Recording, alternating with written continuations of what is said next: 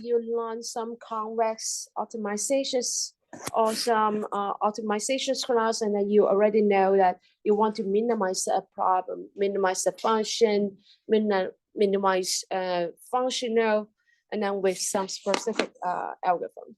So let's see what we have here is. Let me open the lecture notes here first. And now for C, conjugate gradient descent method.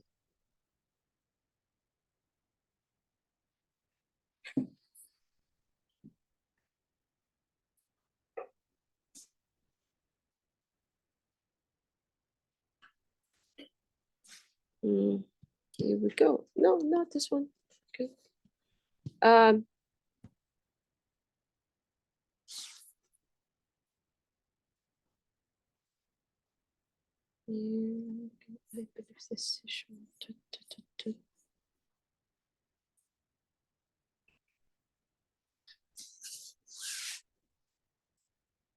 This one is.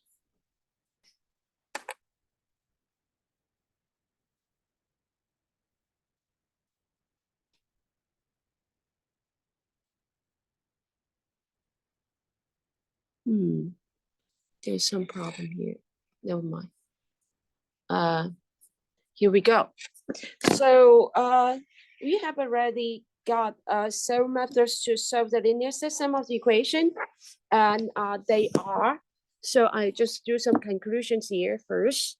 So this is the linear system equation, and we have already investigate to major category of the methods, and then one is the iterative methods. Another one is the direct methods.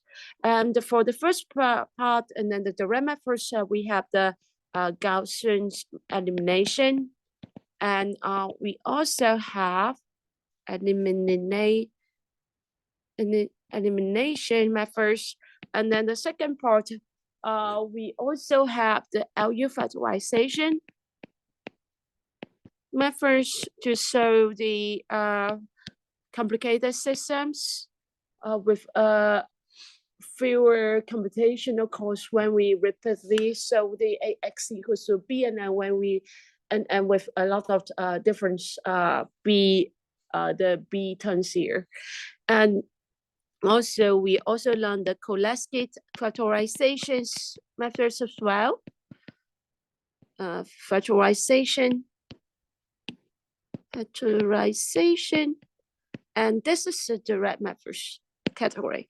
And for the iterations methods, we learned the Jacobi's method. We have the Gauss-Seidel method, and the three is the SOR methods. But today we are going to learn something different, and it's about the conjugate gradient method or the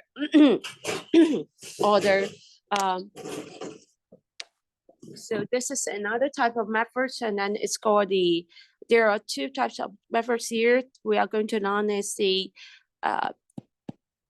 very gradient descent. This is a basic one, and the second version is the conjugate gradient descent. And the difference here is the search directions. I will mention what is the search directions later. Conjugate gradient descent. And the difference here is the search directions, how to decide the search direction, and this is the difference between these two methods. The first one is a basic version, and then the second one is a better one. But this is another type of the methods. And if you go back to take a look at the red method, the iterative methods, and then we check the AX equals to B directly. Either we do some row exchange or factorize the A matrix, or for the right hand side here, the iterative methods, we do some factorizations, factorize or decompose the A into D plus L plus U, and then move the things around, and this is how we get the methods. But here, this is another type of the methods we translate. So we actually translate the methods Ax equals to B to a minimization problem. And this is a type of the, this is one type of the methods. And so before I mentioned the equivalent format for the Ax equals to B, and now I'm going to give you some notation here. It's about the inner product of the vectors. So here, let's define the definition here. We have the definition of the inner product.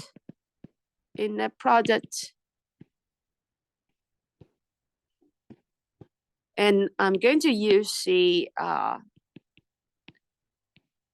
this notation here to denote the inner product. So for example, I have two vectors on the n-dimensional space. I'm going to define the inner product. The inner product of x and y is this. Is the x and then y, and then I use the bracket here is curvely or this is the angle bracket here, and then I denote this as. So I'm going to define this inner product, and then this inner product is defined as the x transpose of the vector, and then times the y vector. So this is a definition, and then I'm going to give you one example here. For examples, I have the vector x equals to 0, 1, 2, and y vector is also a column vector here, 1, 2, 3.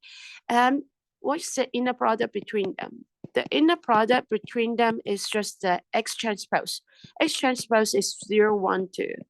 And doing the multiplication, this is the vector multiplication, 1, 2, 3.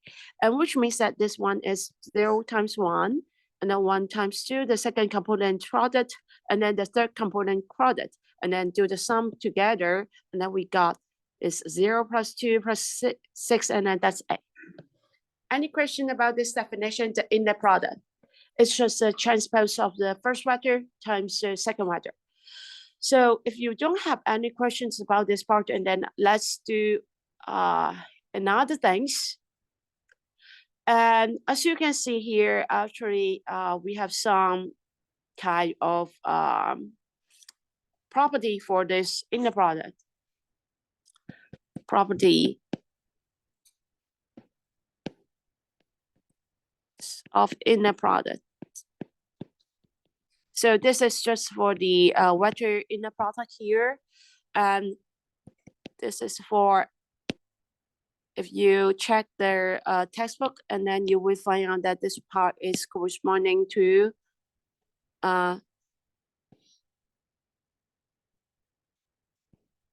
this part is corresponding to the theorems 730 on the textbook.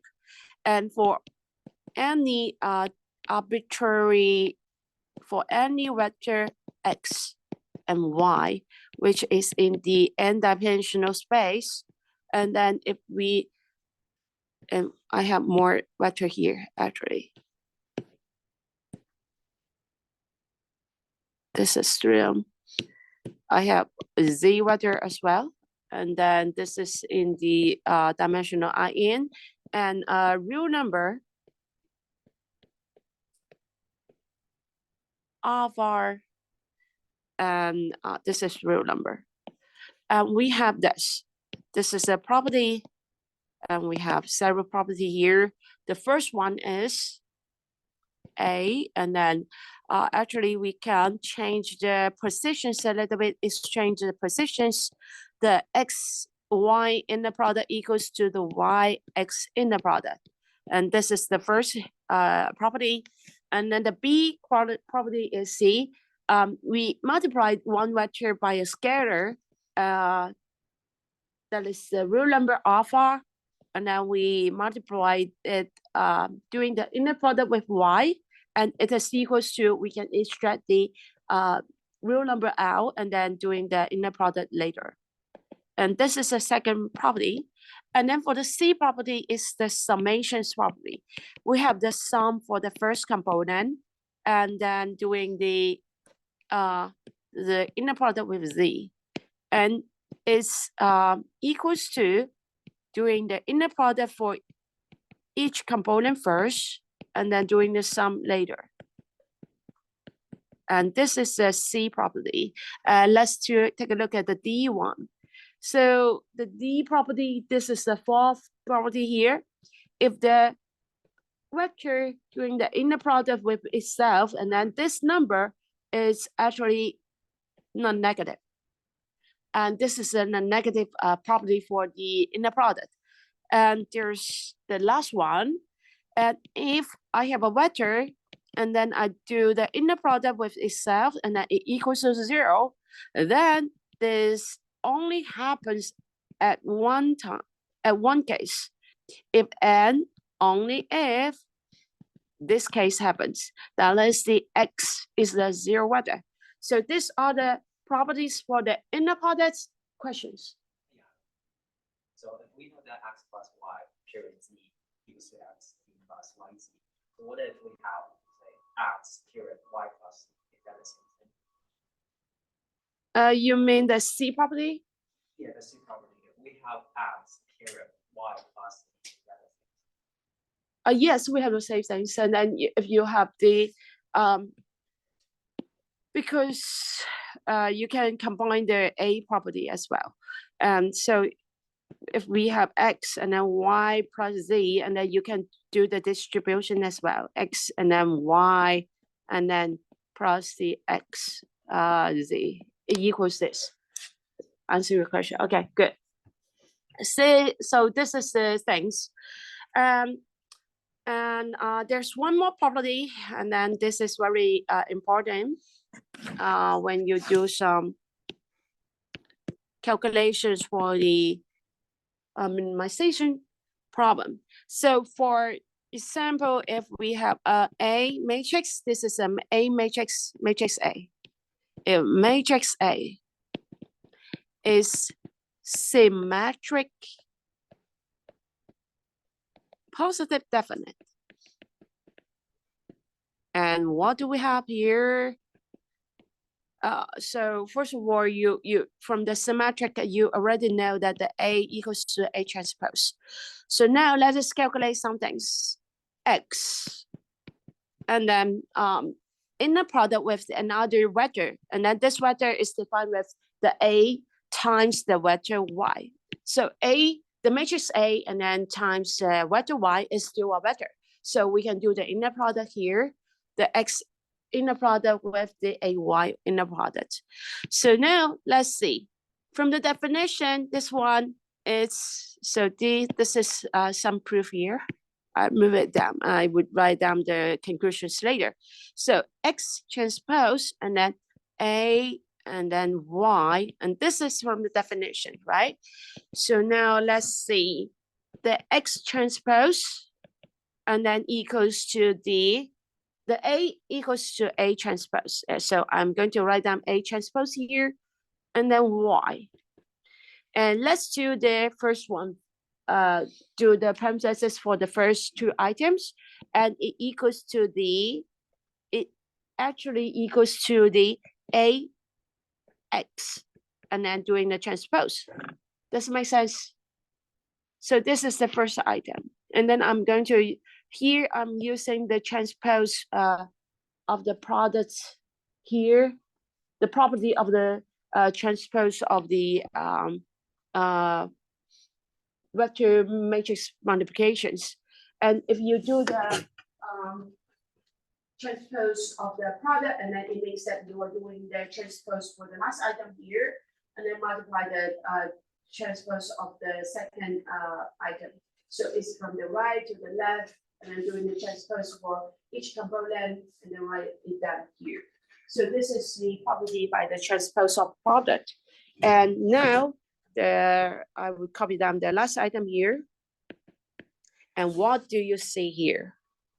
So by the definition of the inner product, you will see that this is the definitions of the inner products. And actually the first equal size, we also have the, we use the definitions of the inner product. But here, this step, we just use, this is the A is symmetric. And for this equal sign, we just use the transpose of the product, the property of the transpose of the product. And so this is how we get all these equal signs here. And now let's use the definition of the inner product again. And you will see this equals to the A, X, and then Y vector, and then this one. So this is the conclusions. X, and then inner product with the AY is actually, we can move the A to the first part, AX, and then Y. And this is the conclusion. And this is just a proof, one simple proof for that property F.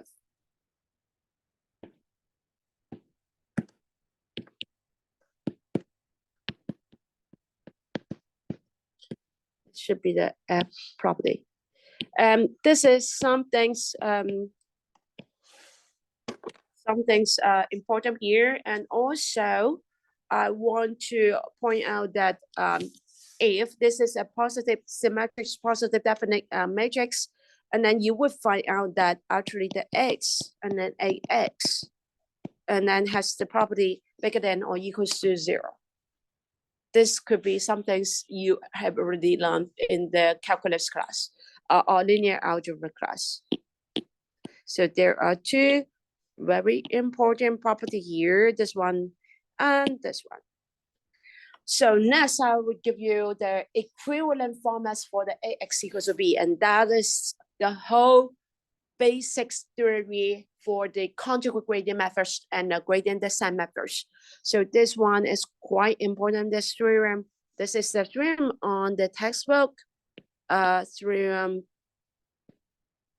7.31.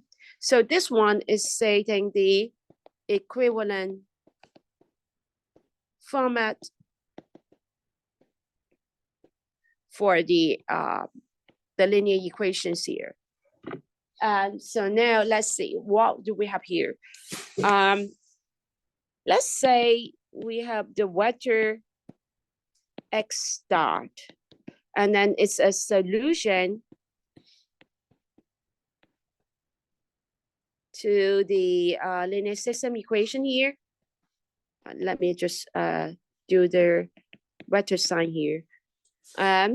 So here we only focus on where the A is positive definite, symmetric positive definite.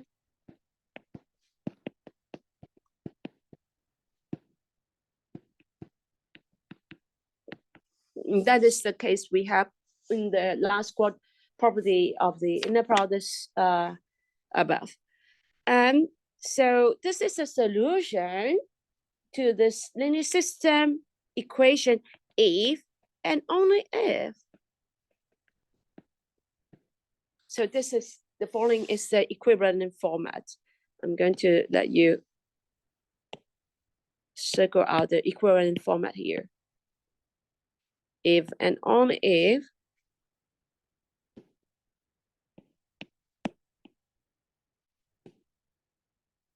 the X star produce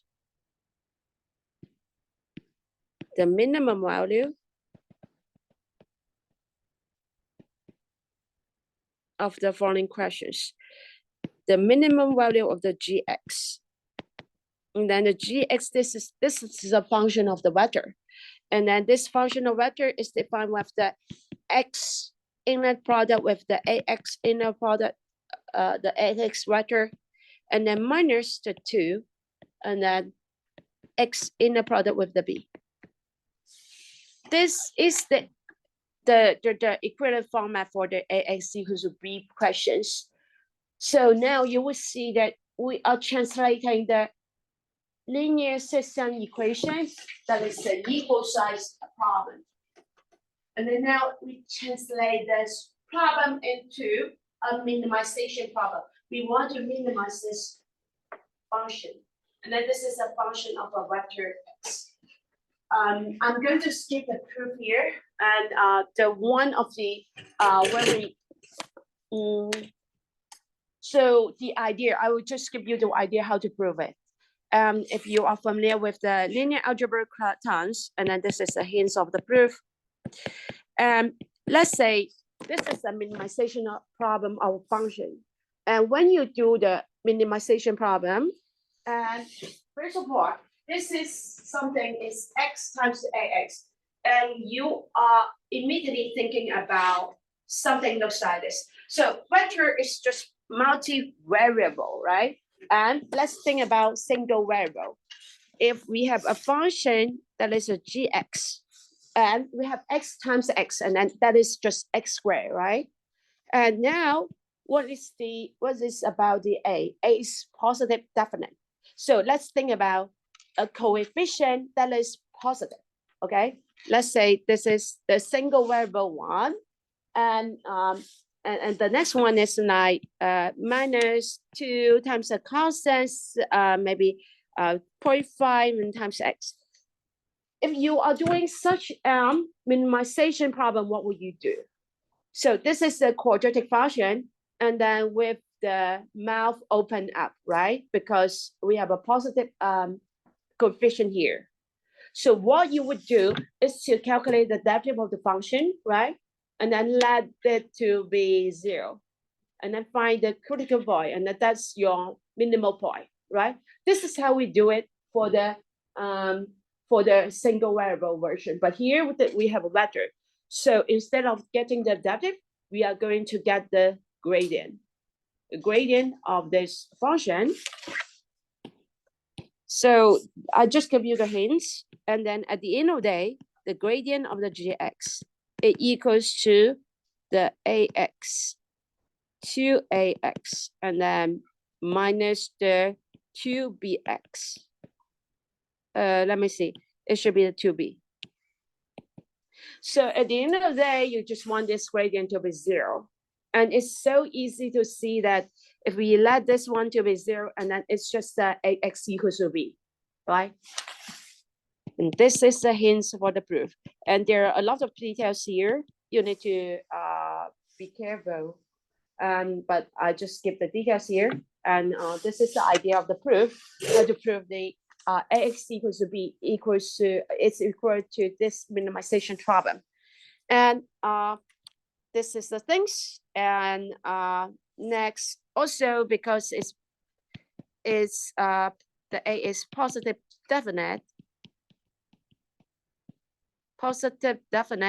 and which means that it's quite similar to what we have there. So we have the second derivative is second derivative, or the Hessian matrix is or you can just understand it this way. The second derivative is positive.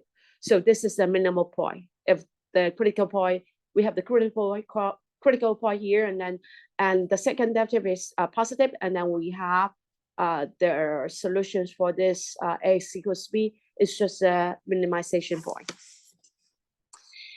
And that's the things. And we have this theorem here. And the next things is to go to the, let's see, do the minimization problem here. So the goal is to do the search. So here we have the function. Let's say we have the function gx, and then it equals to, let me just copy down the function here. This is a function x, and then ax, and then minus a 2x, and then b. And this is a function of the x.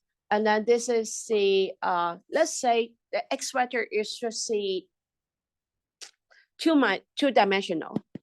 So this is one example to help you to understand the whole idea. And we start from one point and then search for the minimization. We want to get the minimization of this function.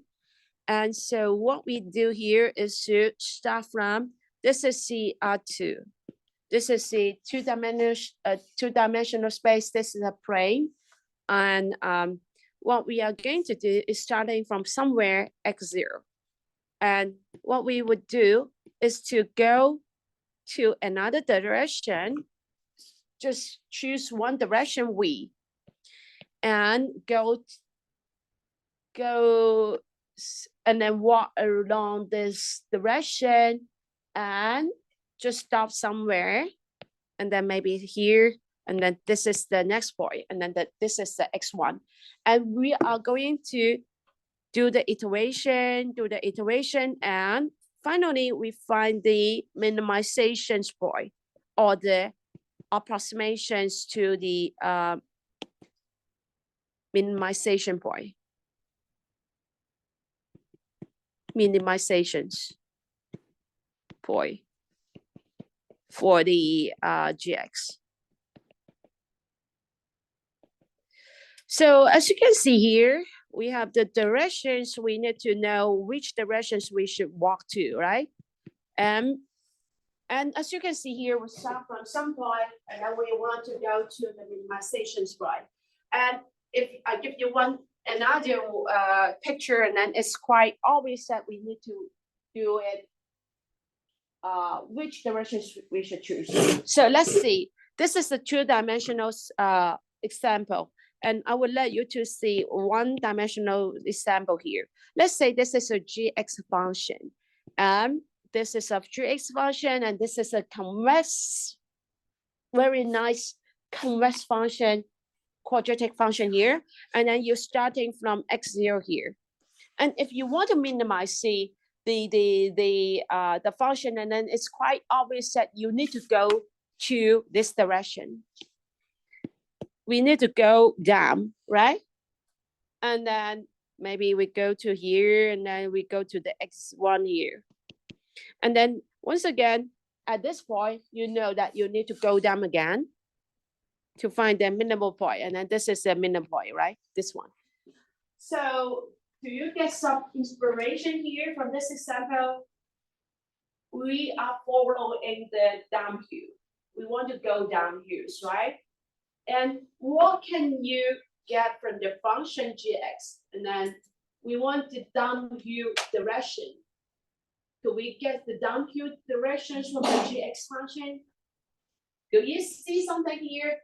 If we go this direction, it's just a slope or the tangent line of this function. This is a single variable one. So, which means that if you go to the R2, the two-dimensional space, or the three-dimensional space, or higher dimensional space, this is the tangent line, and this is the slope, and this is the derivative of the function. So in the multi-variables calculus, we can do it with the gradient, right? And let's see. I would just tell you, okay, this one, it's just the directions of the upright x0. But if we have the two-dimensional space, three-dimensional space, and we have the gradient function here, the gradient of the function. But if you take a look at the gradient, the meaning of the gradient is, what's the meaning of the gradient? From the multivariables things, the meaning of the gradient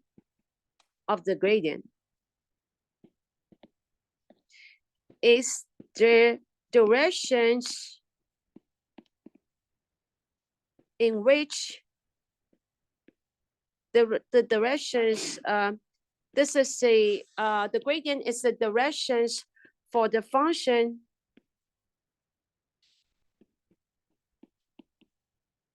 increases the most.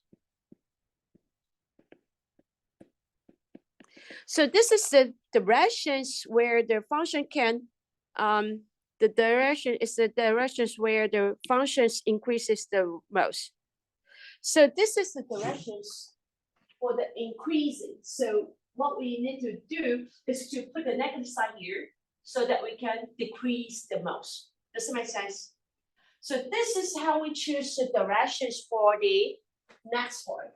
We choose the gradients, negative gradient, and then that will be our vector search direction here. And at this point, we do the gradient again, and then take the negative, and then this is the directions we can decrease the functions the most. And so now this is the gradients descents, or the basic version of the gradient descent and steepest descents. So let's see, what I'm going to do here is to give you the idea first. Okay, compared to what we have last time, I'm just going to skip all the details and then just tell you the conclusion here. So here, the direction is this is a steepest gradient descent.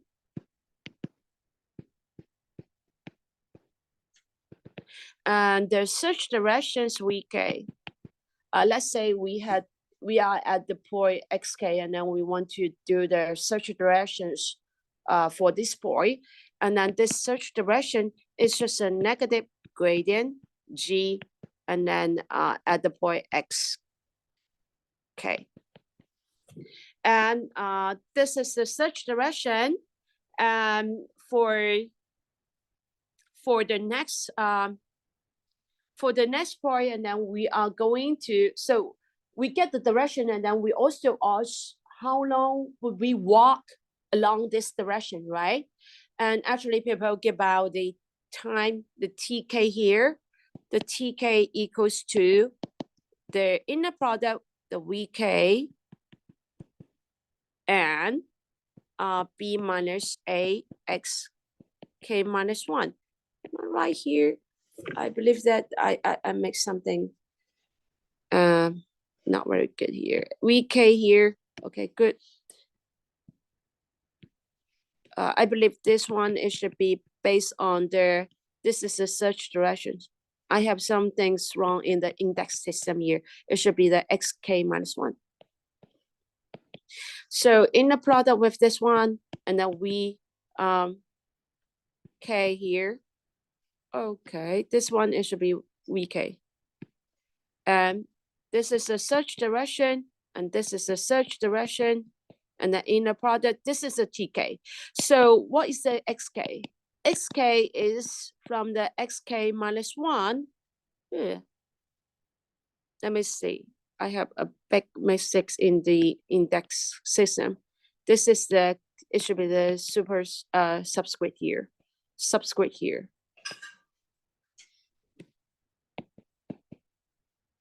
And so XK equals to the XK minus 1, and then plus the TK, and then VK. And so people would just ask the questions why we choose the TK looks like this. So actually, let me just get the battery, get some battery to charge my computer first. We have the directions, and then we walk from one point to another point, and people just choose the minimizations, the minimal points on the directions. So let's see. I'm going to skip the whole derivation here, but I will just tell you why we have such a TK. The TK, so here we got one direction, and by taking the derivative and then do the negative derivative period, and then that's the directions.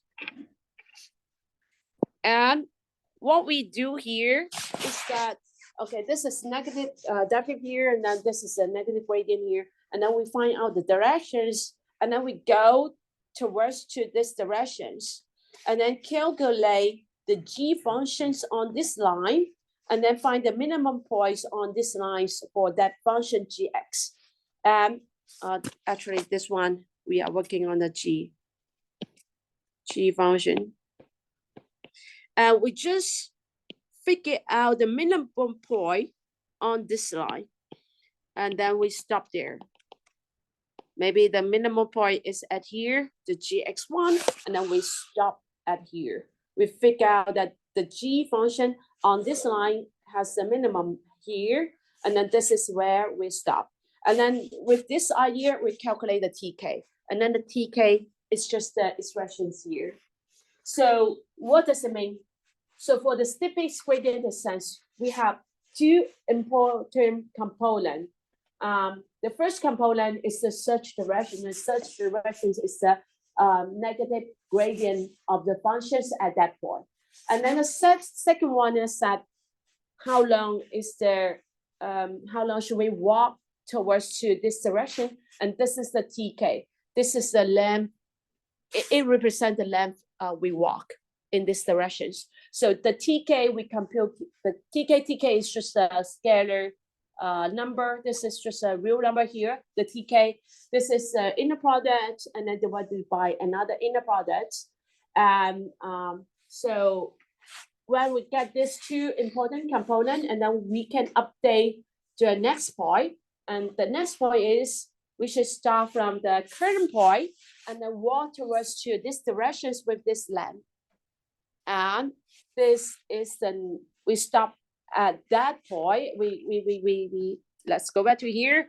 We have starting from here and then go towards to this direction, and maybe we have a t here times the v1, and we stop at here. And then this is how we update the x1, and this is the formula for the steepest gradient descent. And this is the things we learned today. I skip a lot of details, but you just need to know, okay, the general idea, it looks like this. Let me see. So actually people calculate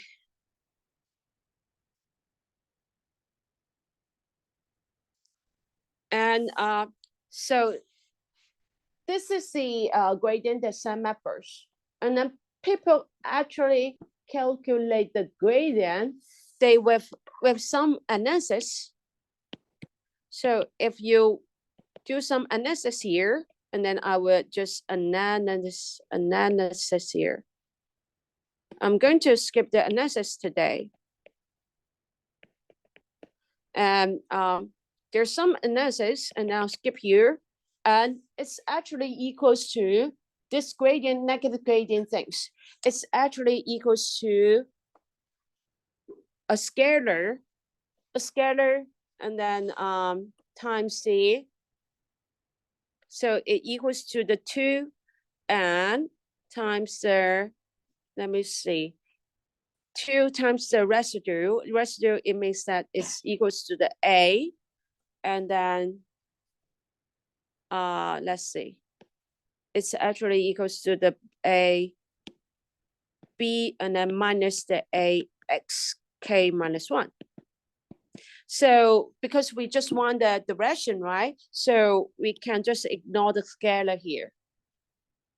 This is with some analysis, and then, but today I'm not going to mention how to go from the gradient. So the gradient is just the negative gradient is from the intuitive sense. But here we need to analyze this function g, and then to get such a formula here. But I skipped the details here. And actually, this gradient equals to 2 times the b minus a x k minus 1 there. And then because we just want the direction, and then we skip the scalar to here.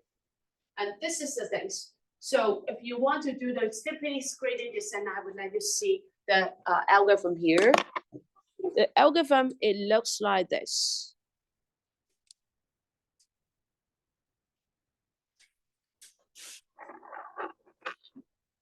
Next time I will tell you why we have the gradient equals to the b minus xk.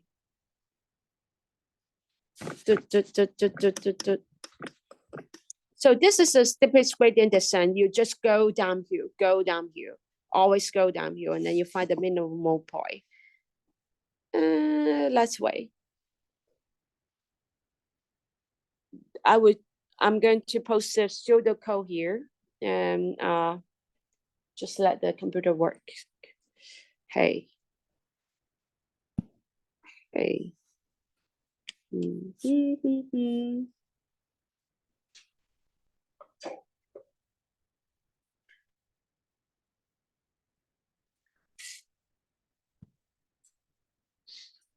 Okay, this is the pseudocode for the steepest gradient descent. What you need there at the very beginning is the initial point. You start from somewhere, right? This is the initial point. And we are solving AX equals to B, so you need the A number, B number, and you have the controller to control when you can stop the walking or the iteration. And then maybe it's a capital number, it's an integer number, it could be an integer number up to how many iterations, and then you stop. You can have this such a controller here, or you can have a controller epsilon. Epsilon here, it controls the error you have. So you can either choose how many iterations you want, or you can either choose how accurate you want to stop the iteration. So this is the input, and then we want to output the, actually skip this one. And actually we want to output the k+1 iteration result. That is the where we stop the iteration, where we stop the walking. So what we are going to do is to first, for each iteration, we calculate the search directions in this way, b minus axk. The index is some kind of different from what we have on the notes, but I will update the notes later on to make all the things in one index system. So the TK here, we use the TK, this is the TK. I believe that we have some things different from what we have before, but we can derive this formula later on as well. And this is how we update the TK. This is a step size. And so with the TK, this is step size, this is the directions, and then we can update the next point we want to stay. And this is the current point, and then we walk towards this directions with this step size here, and now this is the next point we are going to stand at. So this is the steepest gradient descent. Go from one point towards to another point, and then the direction is very important, and then the step size is also important. Does it make sense? So this is all the things, but the formula, the idea is given today, and then I will do some analysis to tell you why we have this, then why we have this. I will tell you next time, and if I have time, then I will tell you why do we have this next time. But for this week's homework, you will try out to apply these methods to find the solution of one equations and linear equations. And this time, I will also tell you that the directions given here is not the best. And we are going to talk about the conjugate gradient descent. So assume that you are in the forest, and then you want to find out the assets of the forest. And then you get so lost, and then you try this and try this and try this. And then you walk some extra way, extra road to get to the asset. But if you are taking, you have a map on your Google map, and you say, okay, let's go the red in this red direction because the asset is there, and then I can just walk towards to this way. This is the dimension one, X direction. And then next I go to there, and then I go to the Y direction, and that's the asset. The conjugate gradient methods is like I have the map, and then I go X direction and go to the Y direction, and then I find a minimum. If you don't have the Google map, and then go here, try here, and then try here, and then finally I get to the asset. And this is the difference between the conjugate gradient descent and the gradient descent. And so for the conjugate gradient descent and for the two-dimensional space, and then you just need to maybe we are doing the minimization problem in the 2-dimensional space. You just need to walk 2 steps to go to the minimum. But for the gradient descent, maybe you have 10 walks, 11 walks, and then or 20 walks to the minimum. And that's the difference. And this is all the things we want to talk about today. And then next week, and we just finished the conjugate gradient methods on Monday. And Wednesday, we will talk about the overview review for the final exam. And I will also post the final exams, practice exams by the end of the Wednesday. Next Wednesday, before Wednesday, yeah. And as you can see, practice exams is pretty similar to the actual exams. So spend the time on the practice exams, and then you would get a decent score at the end of the quarter. Good.